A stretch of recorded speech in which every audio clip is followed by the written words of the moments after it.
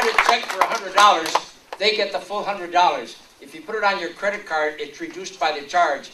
I understand it could be up to 8% with some of the companies. Anyway, here's Chuck. All right, thank you, Frank. Thank you, Melody. Very nice, thank you. Well, questions? Yes, ma'am. You don't mind if I call you ma'am? I like your stance on illegal immigration. We see an amnesty very likely as Obama's next goal. I'd like to hear what you say, because we know what Boxer and Feinstein have done to the state and the nation. All right, well, illegal immigration, we're likely to see an amnesty around the corner, aren't we? Or at least an attempt. A couple things first. Does the virtual fence work? No. Virtual fence is virtually worthless. You could have figured that out, by the way. I mean, you put up a bunch of cameras and surveillance devices, and what they tell you is, hey, there's a bunch of people coming across the border. The nice thing about a fence is it tends to slow people down enough that the Border Patrol can actually be effective. Now, Barbara Boxer, depending on the year, sometimes supports the fence, sometimes doesn't. What she has never supported is an appropriation to actually complete the fence, because at the federal level, everything that you spend money on has a two-part to it. The authorization, then the appropriation to complete it. So occasionally she supports the authorization, but when it actually comes time to voting for the money to complete it, she's not there. So that's number one. Number two, the administration is looking at reducing the 60,000 members of the Border Patrol that we worked very hard in the last few years to double from 30,000 to 60,000. That's one of the reasons why your National Guard was down on the border a few years ago as a stopgap until that Border Patrol could be built up. Why are we trying to, well, there's a reason for that. I heard you say no ammunition. The reason why we had no ammunition was because the Border Patrol unions did not want your National Guard to have ammunition. And by the way, they complained when we did have ammunition. This was because they didn't want the Guard on the border, because they just wanted more dues-paying union members. So the Guard couldn't win either way. So don't get me started on that. I was Deputy J1 of the California National Guard when we made that deployment, meaning I was the #2 personnel officer for the entire state National Guard. So I knew a little bit about the deployment, so don't get me fired up on that right now. So anyway, so number one, the fence. Number two, the Border Patrol. Number three, how do you talk about this issue to your neighbors so that we can win this issue?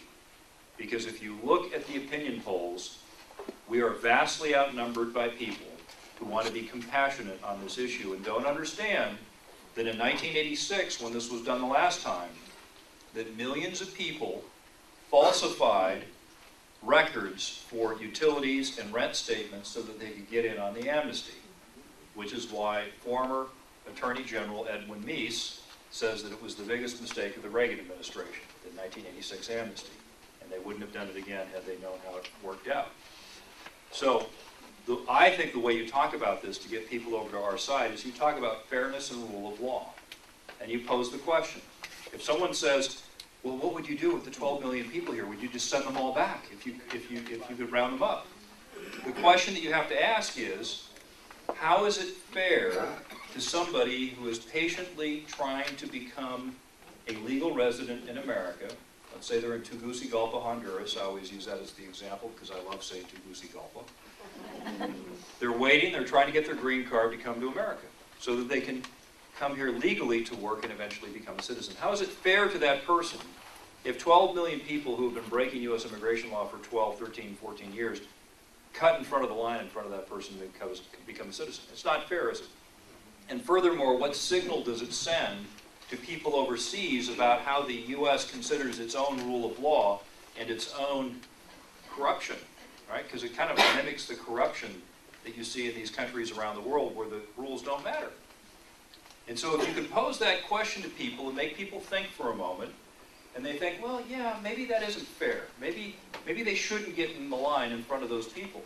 Then the next step is say, okay, then what do you think about repatriation and rule of law? Meaning that if you're here illegally and you want the opportunity to someday be a citizen, you got to step foot out of the country. Okay, you got to get a visa to come back in. And that can be done. You know, you're not talking about 12 million people like that.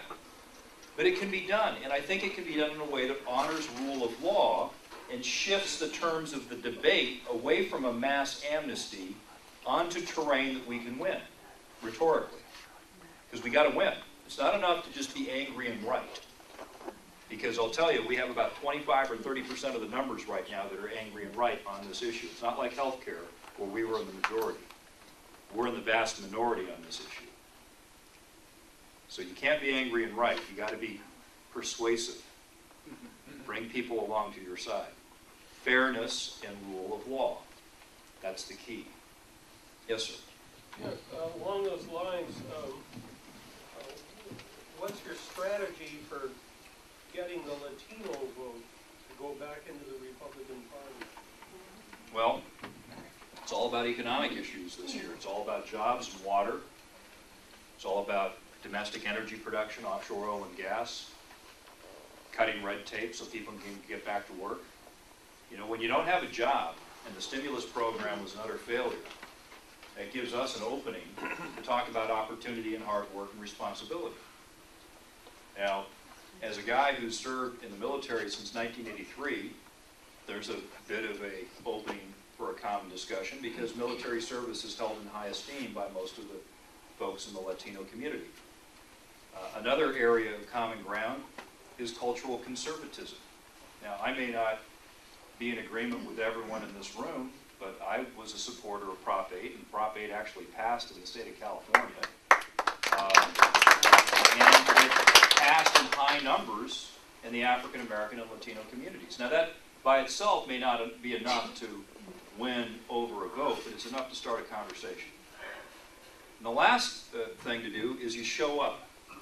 That great political philosopher Woody Allen once said that 90% of life is just showing up. Well, a few months ago, as an example of this, even before the primary, I showed up to the 100th anniversary of the California NAACP convention.